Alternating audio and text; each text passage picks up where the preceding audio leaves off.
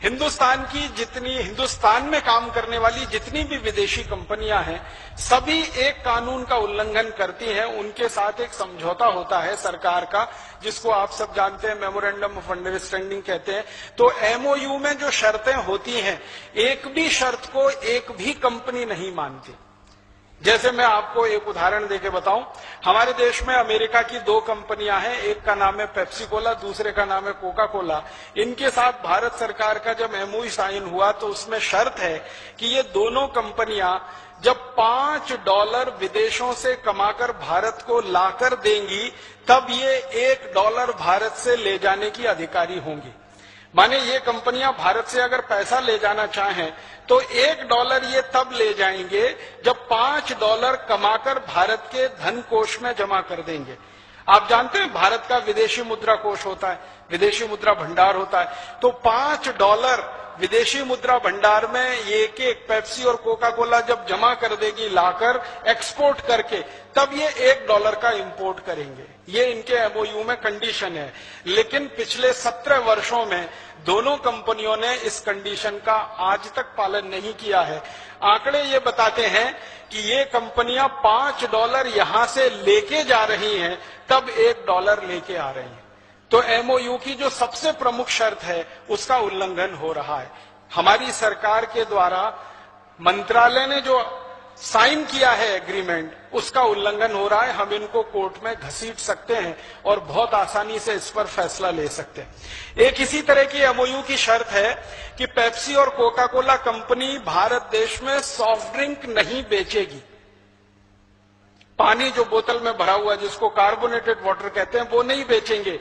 इनका भारत में आने का मुख्य मकसद है और एमओयू की कंडीशन है कि भारत के किसानों का आलू, टमाटर, प्याज, गोभी, पत्ता गोभी, गाजर आदि आदि जो फल हैं, सब्जियां हैं, जो हर साल 60,000 करोड़ के खराब हो जाते हैं, उनको प्रोसेस करके ये भारत में और भारत के बाहर विदेशों में बेचेंगे। प्रोसेस करके बेचेंगे, कच्चा माल भी नहीं बेच सकते, प्रोसेस करके बेचेंगे। लेकिन दुर्भाग्य हमारे देश में यह है कि इन कंपनियों का जो प्रोसेस किया हुआ टमाटर, आलू आदि का खाद्य पदार्थ है, वो बहुत मामूली सा बिक रहा है और पूरे हिंदुस्तान में इनका सॉफ्ट ड्रिंक बिक रहा है, जो बेचने की इनको परमिशन नहीं है।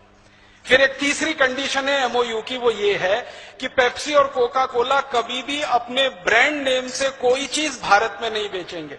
माने पेप्सी नाम से कुछ नहीं बिकेगा, कोका कोला नाम से कुछ नहीं बिकेगा, वो अपने ब्रांड नेम का भारत में इस्तेमाल नहीं कर सकेंगे। लेकिन दुर्भाग्य हमारे देश में एमओयू की ये शर्त का भी वो उल्लंघन कर रहे हैं। उनके अपने ब्रांड नेम से सारी चीजें इस देश में बिक रही।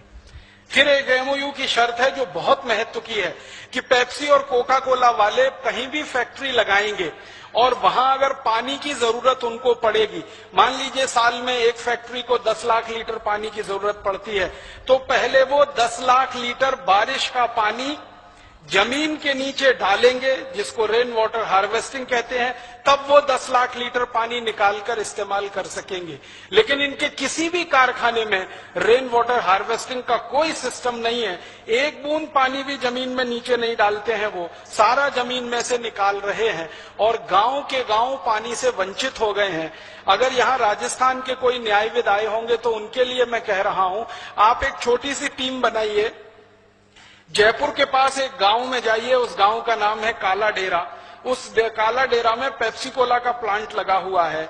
उन्होंने पिछले 4-5 साल में पानी इतना निकाल लिया है जमीन से कि काला डेरा गांव के आसपास के 50 गांवों का पानी सूख गया है। अब उस गांव के किसानों को पीने के लिए पानी लाने के लिए टैंकर मंगाना पड़ता है, 3-4 किलोमीटर दूर जाना पड़ता है जानवरों के पानी की व्यवस्था के लिए। सारा पानी पेप्सी कोला कंपनी ने खर्च कर दिया। ऐसी एक नहीं, बहुत सारी शर्तें हैं। एक शर्त यह है कि पेप्सी कोला और कोका कोला कंपनी भारत में आएगी, एक भी व्यक्ति का रोजगार अगर उनके कारण जाएगा तो कंपनी की जिम्मेदारी होगी, माने वो किसी को बेरोजगार नहीं कर सकते। लेकिन इन दोनों कंपनियों ने भारत में आकर क्या किया, हमारे देश के जो स्वदेशी बॉटलिंग प्लांट थे, आपको मालूम है एक कैंपा कोला हुआ करता था, एक 777 हुआ होता था, एक फेंटा हुआ करता था, तो ये स्वदेशी बॉटलिंग प्लांट थे सॉफ्ट ड्रिंक्स के, इन सबको टेक ओवर किया पेप्सी और कोका कोला ने, खरीदा। फिर इनमें से हजारों कर्मचारियों को बाहर निकाल दिया और बहुत थोड़े से कर्मचारियों के साथ उनका अब बॉटलिंग प्लांट चल रहा है। तो मैंने आपको ये पेप्सी कोला का नाम लेके कहा, इनके एमओयू की एक भी शर्त ये नहीं मानते हैं, सब शर्तों का उल्लंघन करते हैं और धड़ल्ले के साथ भारत में व्यापार करते हैं। तो हम सब अगर न्यायविद इस पर काम करें और एक अच्छी सी पिटीशन ड्राफ्ट करें और हिंदुस्तान के अलग अलग अदालतों में, मेरा ये मानना है कि हर डिस्ट्रिक्ट कोर्ट में जहां पेप्सी और कोका कोला का प्लांट है, हर डिस्ट्रिक्ट कोर्ट में हम पिटीशन फाइल करें। बाद में वो हाई कोर्ट जाएगा तब देखेंगे, सुप्रीम कोर्ट जाएगा तब देखेंगे। हर जिला अदालत में ये पिटीशन फाइल हो जाए और एक साथ भारत के 680 जिलों में पिटीशन आ जाए, तो पेप्सी और कोका कोला वालों की नींद हराम तो हम कर ही सकते हैं। हिंदुस्तान से उनको भगाने की रास्ते तो खोल ही सकते हैं। उनको पता क्या चल जाएगा कि संसद में बैठे हुए 545 एमपीज जो आज तक उनका समर्थन कर रहे हैं, अब उससे बड़ी ताकत हिंदुस्तान के जिलों में खड़ी हो गई है, जो इनकी खाट खड़ी कर देंगे या इनकी जड़ खोद देंगे। तो बहुत आसानी के साथ हम एक फैसला किसी भी अदालत से, आपको मालूम है हिंदुस्तान के संसाधनों के बारे में इस देश की सरकार का बहुत स्पष्ट अभिप्रेत है, वो ये कि पानी सबसे पहले खेती के लिए है, उसके बाद जानवर और मनुष्यों के लिए है, उसके बाद उद्योगों के लिए है और सबसे अंत में बचे तो गैर जरूरी उद्योगों के लिए है।